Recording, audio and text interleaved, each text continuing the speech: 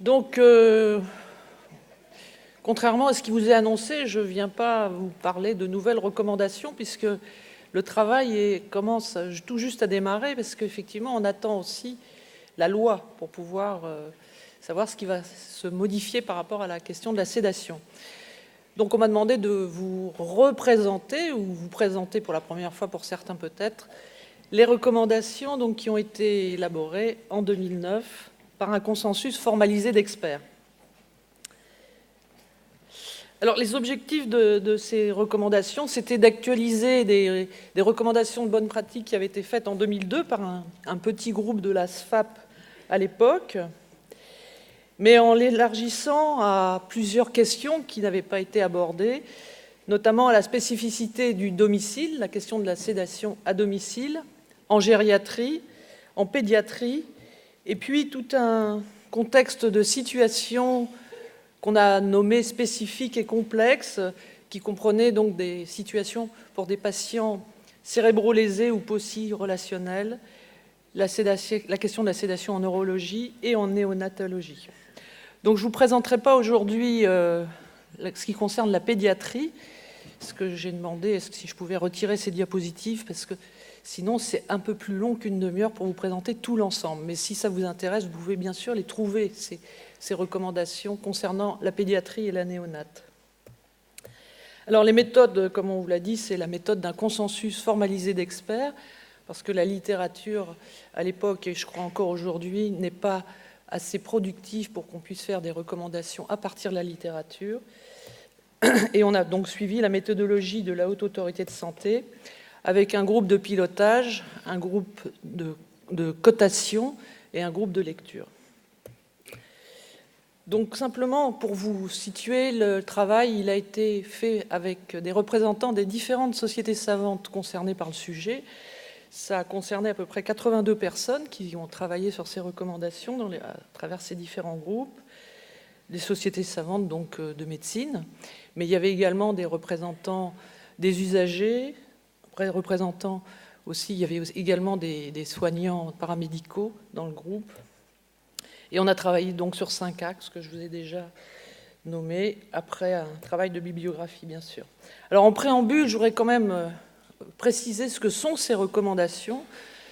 Les recommandations de bonne pratique, ce n'est pas la loi, c'est des recommandations par rapport à nos pratiques de soignants. Et ce ne sont pas des recommandations qui disent qu'il faut faire une sédation en fin de vie, contrairement à ce que l'HAS avait compris au départ, puisqu'il nous avait intitulé le groupe de recommandations de la sédation en fin de vie. Et on a eu un moment assez bizarre où ils ne comprenaient pas ce qu'on faisait et ils pensaient qu'on recommandait systématiquement de sédater les patients quand la mort approchait. Et on a été obligé de lever cette ambiguïté avec eux à un moment donné. Mais ce sont des recommandations de bonne pratique de la sédation dans des situations particulières que nous allons voir. Et donc je rappelle qu'il y a donc 46 recommandations et pour lesquels il y a eu un accord professionnel fort dans la cotation. Alors, il y a plusieurs parties. Donc, la première partie, c'est de définir ce que c'est que la sédation. C'est une définition assez large et un peu longue. Mais en préambule, compte tenu de la littérature, on s'est aperçu qu'il y avait vraiment beaucoup de qualificatifs, notamment en France, mais aussi dans la littérature anglo-saxonne. On parle de palliative sedation, terminal sedation, etc. Et finalement, on ne sait pas très bien ce que ça veut dire. Donc la première recommandation qui avait été faite, c'était de ne pas qualifier le terme de sédation, mais plutôt de le contextualiser, c'est-à-dire dire est-ce que c'est une sédation en phase palliative, c'est une sédation en phase terminale, ce qui n'est pas tout à fait évident. Vous voyez que les législateurs ont quand même repris la question de la sédation terminale, ce qui n'est pas très évident de savoir ce que ça veut dire. Bref, je ne vais pas aller là-dedans, mais on pourra en discuter dans le débat si vous voulez. Donc la définition, c'est la recherche par des moyens médicamenteux d'une diminution de la vigilance, c'est-à-dire qu'on va baisser la vigilance qui peut aller jusqu'à la perte de conscience, avec un objectif qui est de diminuer la perception de la situation qui est vécue comme insupportable par le patient. Par le patient, c'est important puisque ce n'est pas l'entourage ou les soignants qui peuvent évaluer de la qualification d'insupportable, c'est le patient qui la qualifie comme ça. Et donc, cette situation, elle se présente alors qu'on a essayé tout avant, alors que tous les moyens disponibles et adaptés à cette situation ont pu lui être proposés et ou mis en œuvre. Voilà une définition qui est un petit peu longue, mais qui regroupe un petit peu à la fois, et qu'on n'a pas pu évidemment soulager le patient avec ces moyens. Elle recoupe à la fois les objectifs, l'objectif final qui est finalement que le patient ne perçoive pas l'insupportable de la situation qu'il vit. Cette sédation, elle peut être appliquée de façon intermittente, de façon transitoire ou de façon continue, selon les situations. Donc, là, on va parler des grandes situations, des grandes catégories de situations dans lesquelles on peut être amené à faire une sédation. D'abord, en phase terminale, il y a deux grandes catégories, des situations où il y a des complications aiguës à risque vital immédiat et des symptômes réfractaires. Je crois que cette première indication de situation aiguë, ça peut être des hémorragies cataclysmiques, des détresses respiratoires asphyxiques, tout le monde est d'accord, je pense, pour qu'on endorme le patient, on fasse une anesthésie générale de façon à ce qu'il ne perçoive pas la pénibilité de cette situation. La question des symptômes réfractaires est, à mon avis, et vous avez vu que ça a été introduit dans la loi, ça pose quand même des tas de questions.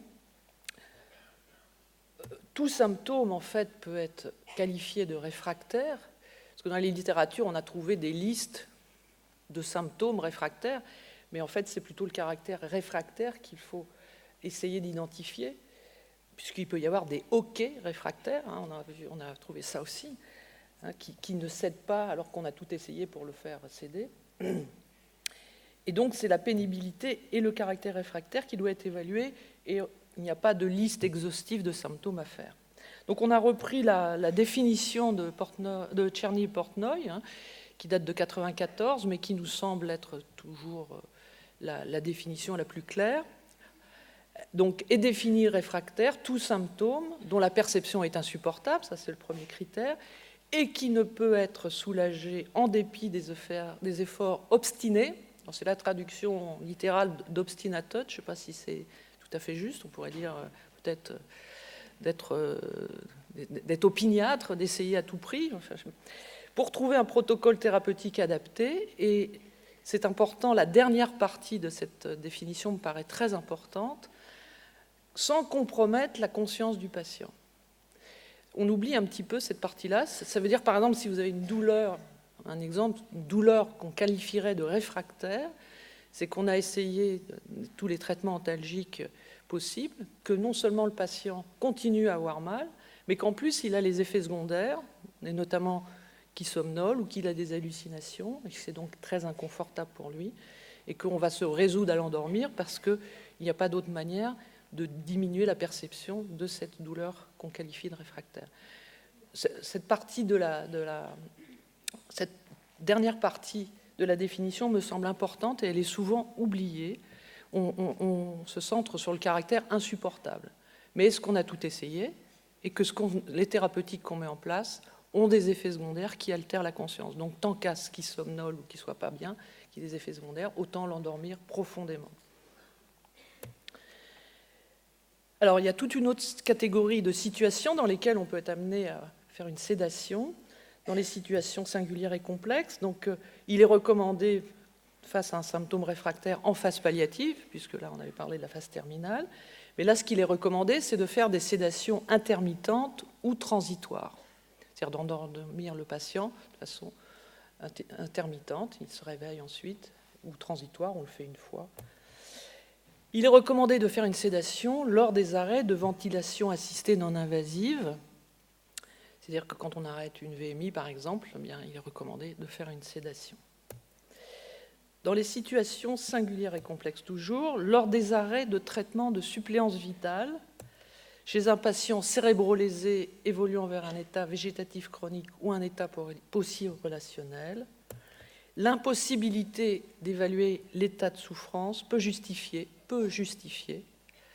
la mise en place d'une sédation. Les souffrances à dominante psychologique ou existentielle qui sont qualifiées de réfractaires, on peut proposer une sédation transitoire à la personne malade, une sédation transitoire, après évaluation pluridisciplinaire répétée, dont celle d'un psychologue ou d'un psychiatre. C'est-à-dire que c'est vrai que le qualificatif de réfractaire par rapport à la souffrance morale, je ne sais pas s'il y a des psychologues dans la salle, mais on pourra peut-être en reparler tout à l'heure, c'est quand même assez difficile de penser qu'on peut soulager aussi quelqu'un en le coupant de toute relation, puisque quand on est endormi, on n'est plus en relation. Et qu'est-ce qui peut plus s'élaborer justement dans la relation par rapport à la souffrance morale? Ça pose quand même des questions, évidemment, mais il y a aussi des patients qui vous expliquent qu'ils sont dans des tels états de panique qu'ils ne supportent plus. Et donc là, ça peut être l'indication d'une sédation transitoire. Ne sont pas des indications les situations de détresse émotionnelle ou psychologique vécues comme insupportables par les proches, évidemment, ou les personnels de santé. C'est-à-dire que l'exemple que donnait Émilie tout à l'heure, quand le cadre dit c'est insupportable, enfin, on ne peut pas vivre ça, l'agonie, etc., ce n'est pas une indication d'endormir le patient. Il y a peut-être d'autres manières d'aider les soignants et les proches. Ne sont pas des indications de sédation non plus les demandes des proches et ou des professionnels de santé d'accélérer la survenue du décès lors d'une phase terminale qui se prolonge. Alors là, avec la loi, peut-être qu'il faudra revoir cette recommandation, je ne sais pas, on en parlera. La troisième grande partie donc, des recommandations, ce sont les modalités pratiques de la sédation. Et ce consensus formalisé d'experts a beaucoup insisté. En fait, s'il y a la partie la plus importante, ça nous semblait être celle-là, c'est-à-dire la question des conditions préalables à la sédation, qui sont les questions à se poser par rapport à qu'est-ce qu'on va faire, qui sont, à notre avis, la garantie d'une démarche éthique. Donc il faut se poser la question de la compétence de l'équipe. Est-ce qu'elle a une compétence en soins palliatifs? Sinon, il est recommandé de faire appel à des équipes ressources, d'équipes mobiles, de réseaux, ou membres d'unités de soins palliatifs. Il faut se poser la question de la faisabilité, notamment sur le domicile, avec aller vérifier la disponibilité des professionnels et évidemment la disponibilité du médicament, ça c'est ce qui pose la question à domicile. Et il y a même spécifiquement pour le domicile, donc ces recommandations qu'il faut remplir 5 conditions pour pouvoir faire une sédation à domicile. La première, c'est qu'un personnel référent, compétent en soins palliatifs, soit prévenu et joignable à tout moment, de vérifier la disponibilité du médecin pour faire des visites régulières, donc du médecin généraliste ou libéral, la possibilité d'un suivi régulier infirmier, la possibilité de contacter un médecin ou une infirmier à tout moment par la famille, les proches, et enfin avoir obtenu l'assentiment de l'entourage, que ce soit la famille, les proches, les auxiliaires de vie, pour que la sédation ait lieu à domicile. Si ces conditions ne sont pas remplies, il est recommandé de transférer le patient en milieu hospitalier adapté, en tout cas de l'envisager et de voir si c'est possible.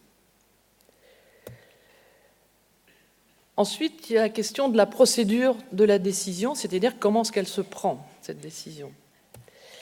Elle doit faire suite donc à une procédure collégiale, on en a parlé, vous voyez que ça a été repris dans la loi, qu'elle soit faite de façon pluriprofessionnelle et pluridisciplinaire, et qu'elle intègre le consentement du patient chaque fois qu'il est possible de le recueillir. C'est important parce que c'est effectivement ces derniers moments de vie, peut-être. Il peut ne pas se réveiller, la sédation peut quand même peut-être provoquer le décès dans certaines situations, notamment dans les situations aiguës. Et c'est important qu'on puisse obtenir son consentement et en tout cas l'informer de ce qui est possible. On va en reparler d'ailleurs. Toujours dans la procédure de décision, si le patient n'est pas en état d'exprimer sa volonté, on prend en compte les éventuelles directives anticipées, l'avis de la personne de confiance et ou à défaut ses proches. Ça, on est plaqué sur la loi Leonetti. Toujours dans la prise de décision, cette procédure collégiale, elle doit pouvoir être réalisée, quel que soit le lieu de soins, que ce soit en institution sanitaire ou médico-sociale ou à domicile. La décision est prise par le médecin en charge du patient, après autant que possible l'avis d'un médecin compétent en soins palliatifs. Et enfin, les arguments développés sont inscrits dans le dossier. Ça, il n'y a rien de nouveau sous le soleil, mais nous sommes dans une culture de la traçabilité avec l'accréditation. Donc, je pense que vous voyez l'importance de tout ça. Alors, par contre, il y a des situations qu'il est nécessaire peut-être d'anticiper, notamment ces situations aiguës dont on parlait en premier. Donc, il est recommandé d'anticiper autant que possible ces situations. Et cette anticipation, il est aussi nécessaire de pouvoir... avant la mise en œuvre, il est recommandé de discuter la poursuite de la ou des suppléances artificielles éventuelles, y compris de la nutrition et de l'hydratation. C'est peut-être aussi une recommandation qu'il faudra qu'on réfléchisse au vu de la loi quand elle sera en place.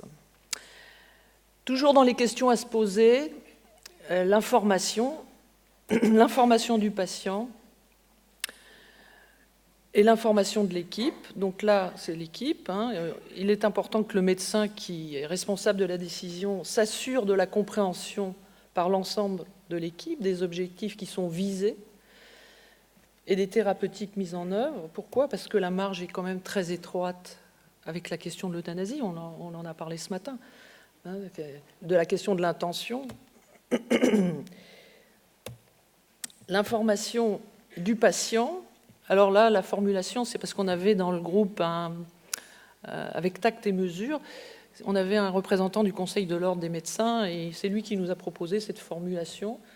Vous savez, on dit qu'il faut donner des honoraires avec tact et mesure, et là, on a repris la formulation pour informer le patient avec tact et mesure.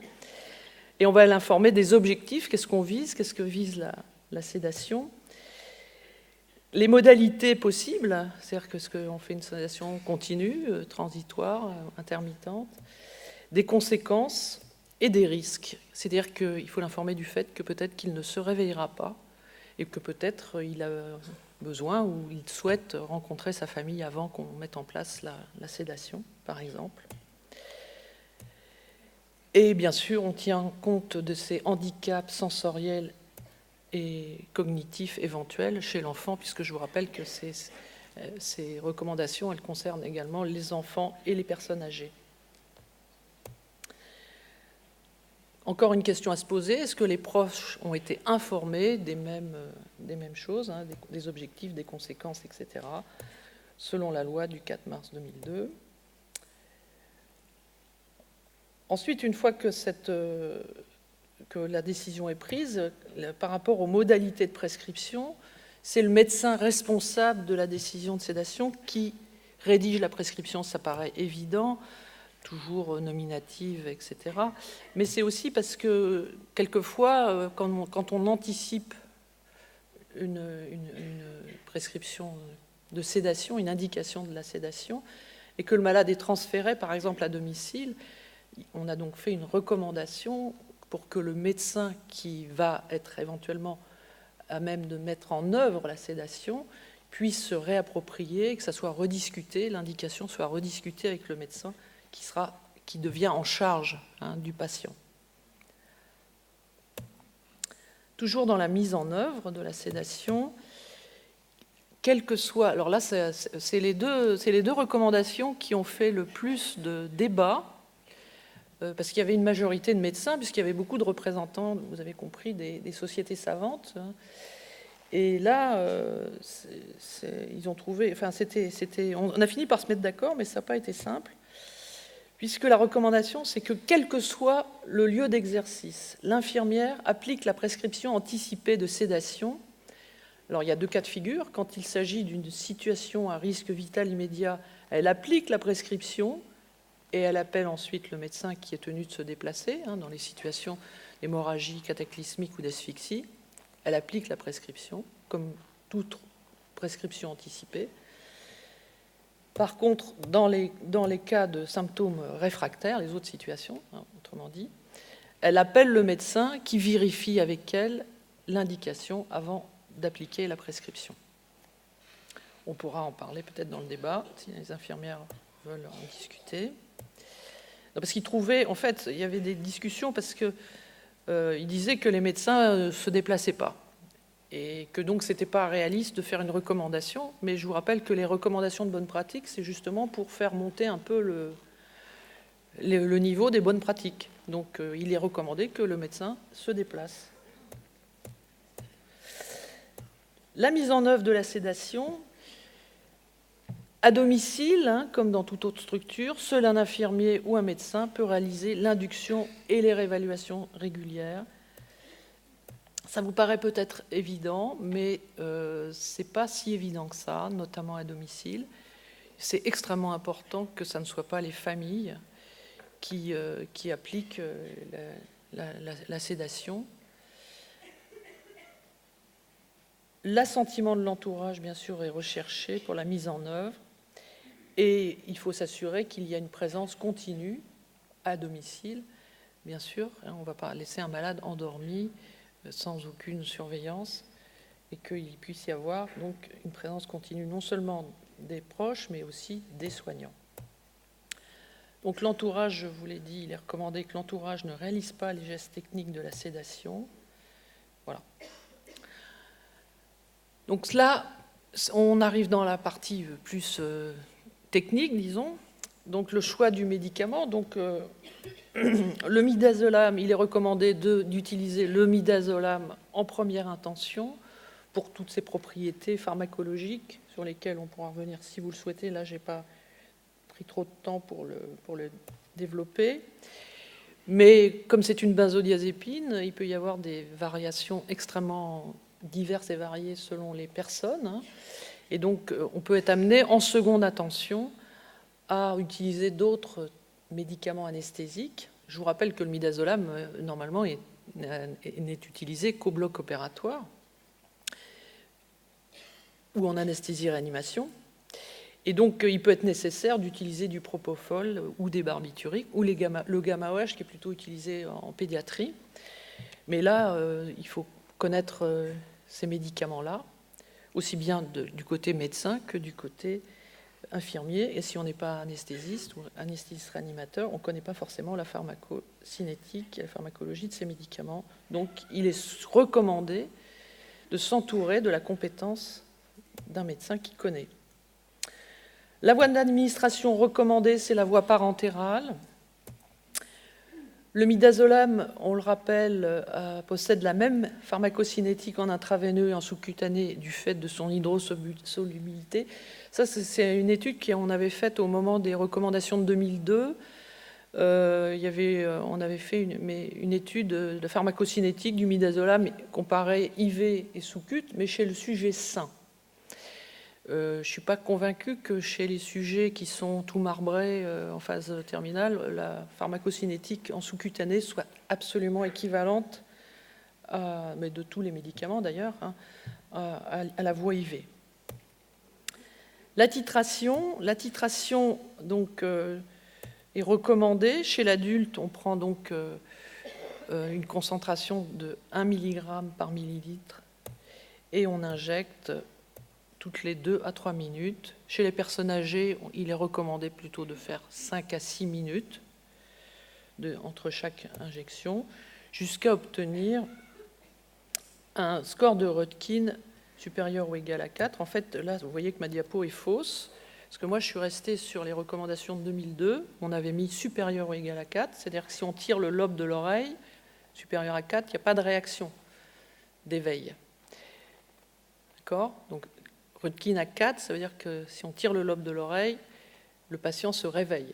Donc c'est un endormissement, c'est une sédation légère.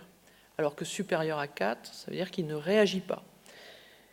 En 2002, on avait mis supérieur à 4, et en 2009, on a mis égal à 4. Et à mon avis, ça induit beaucoup de confusion, ce que le consensus formalisé d'experts a dit, pour tenter qu'il ait été connu et suivi. Voilà, le Röntgen, hein, donc c'est vous et moi, là on est à 1. Somnolent, il y en a peut-être certains qui sont un peu somnolents.